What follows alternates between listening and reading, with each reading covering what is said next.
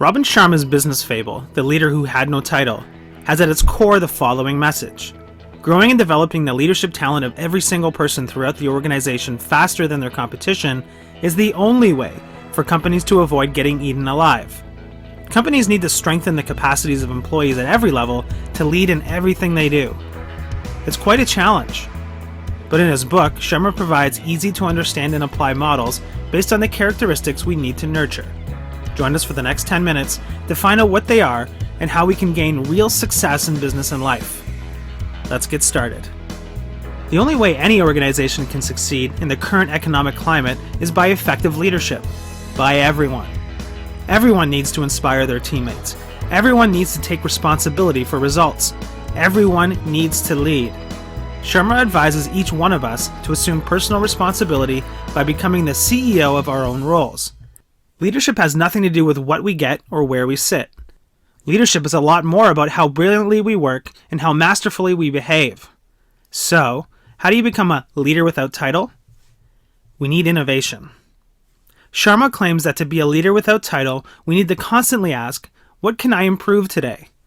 We need to avoid what Sharma calls mediocrity creep, that unseen and dangerous descent into being average that infects our work without us even knowing it.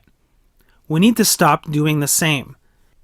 In Sharma's new world of business, the riskiest place we can be is trying to do the same things in the same way as we've always done them. Same effort equals same result. We need innovation. We need mastery. The comedian Steve Martin said it really well when he advised, be so good that people cannot ignore you. We need to be the first, the most, the only, and the best at what we do.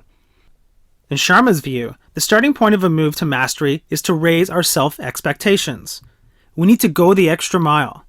As Sharma points out, there's a lot less competition on the extra mile because so few people believe they can play there. Few commit to spending their careers there. Everyone wants the rewards right now. Yet mastery takes time, effort, and patience. And too many among us just don't make that commitment. Lots of people have good ideas. But the masters become masters because they had the courage and conviction to act on ideas. Stick to it. We need mastery. We need authenticity. Being an authentic leader is a common proposition, but it's never been so important to be trustworthy. It's never been more important to have other people's respect. It's never been so important to keep the promises you make to your teammates and your customers. It's never been so essential to be authentic. By being authentic, we gain more commitment from followers. As Dr. Seuss is alleged to have said, be who you are and say what you feel because those who mind don't matter, and those who matter don't mind. When we're authentic, we give others permission to be authentic too. They begin to relax and open up. Trust grows, and amazing things start to happen. We need authenticity. We need guts. Sharma states that you need no title to be a leader, but you do need to have huge toughness and big guts. To lead without a title, we have to be unrealistically persistent and wildly courageous. We must stay passionately committed to our vision and have the strength to keep expressing the absolute best within ourselves. And that takes confidence. We need guts. We need ethics. Unfortunately, in the cutthroat world of business, ethics are not always core. Too many leaders cut corners. They go for the cash grab. They think only about themselves. Sharma clearly points out that you will never go wrong in doing what's right. Nothing is more precious in work than staying consistent with your values and protecting your good name. In so many ways, your reputation is all you have. We need to say what we mean and mean what we say. We need ethics. Turbulent times build great leaders. If we stick our heads under our desks and hope the march of change will go away, we'll end up losing out. We need to face up to our challenges and meet them head-on with confidence. Holding back will only delay inevitable failure. To lead without a title is to start doing a lot more of what we know we should be doing every day in our work, but in the past have been just too timid to do. Lucky people don't get lucky. Lucky people create lucky. Here's how. We must speak with candor. To be a leader without a title, Sharma states we must face the difficult conversations that weaker people shy away from. Leaders without title always communicate in a way that's strikingly different and stunningly real. An organization that has a culture where everyone's afraid to speak candidly is a place where people live amid delusion and fantasy. We need to be honest. We need to be frank.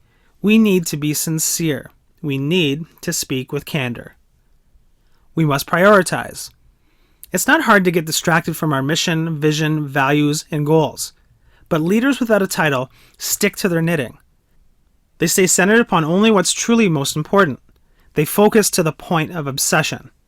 As a leader without a title, we need to focus on the few core activities that have the potential to lead us to mastery in our work.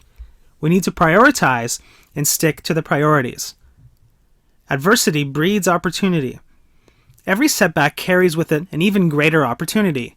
Leadership is about leveraging hard times and using them to your advantage. Sharma points out that leaders without a title keep moving forward. They recognize doing nothing in the face of turbulent times is the worst thing they can do. So they press on, facing up to the challenges, learning from failure, and building on experience. We need to accept that adversity breeds opportunity. We need to respond versus react. The trap that many business people fall into when challenges show up is to panic and spend their work hours fighting fires. They get up in the morning, go off to work, and waste all their time being reactive. They become part of the problem rather than showing leadership by becoming the source of the solution. Leaders without a title lean into the challenge. They respond to what is happening rather than react to the happenings. They seek out the root cause, not the outcomes. We need to be responsive. We need kudos.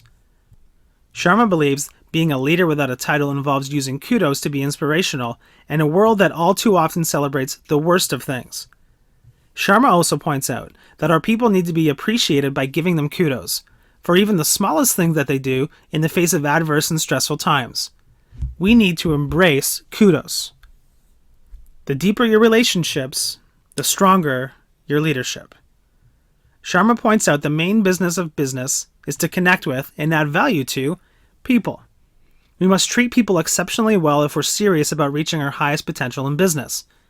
But before someone will lend a hand, we must touch their heart. He suggests the best way to inspire our teammates is to lead by example. Here's how. We need to be helpful. We always need to do more than what we're paid to do. Our compensation will always be a direct function of our contribution. Leaders without a title are supports. Peer supports or mentoring supports, our aim is to be there when our colleagues need us. We need to understand. To build world-class relationships, we not only need to be astonishingly helpful, it's also imperative that we're masterful at understanding people. And that comes down to one of the most important of all leadership skills: deep listening. Speaking less and listening more. We need to mingle. Being out there connecting with our teammates and networking with our customers is the road to success. We need to put a face on our business. While it's easy in today's digital world to connect remotely, there's awesome value in circulation. Positive results and incredible victories begin to show up just because we're out there mingling with the people you do business with. We need to amuse.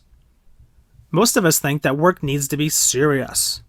We're afraid that if we laugh and have some fun and get a bit playful at the right time, we'll be perceived as wasting time and being unproductive. But here's the truth. Having fun while we do great work will help boost our productivity. Fun makes us more engaged in whatever we're doing. We need to nurture. Twitter and blogs have shown that every one angry customer is one too many. Sharma suggests we leave every single person who intersects our path better, happier, and more engaged than when we found them. He tells us, as our grandmothers may also have, take care of people and the money will take care of itself. Help people get to their goals, and people will help us get to every single one of ours. To be a great leader, first become a great person. Sharma advocates the following mantra: lead yourself first. Only then will we get to a place as a person where we can lead others. Personal leadership, leading from the inside out, is the DNA of all enduring excellence. Here's how. We need to see clearly. Every business result is the direct result of the collective behavior of each of its people. And every action we take is the consequence of a thought. All our thinking drives your behavior, and your behavior gives you your outcomes. We need to see clearly. We need to recognize health is wealth. If we bring our health to its highest state, every other area, from our ability to think clearly during stressful times to our performance levels and moods, get pulled up with it. We need to realize inspiration matters. A day without feeling inspired is a day that we haven't fully lived. We need to replenish our inspiration levels every day because the challenges of life drain it every day. We must never neglect our family. Our loved ones matter. What's the point of becoming super successful but ending up completely alone? We need to elevate our lifestyle.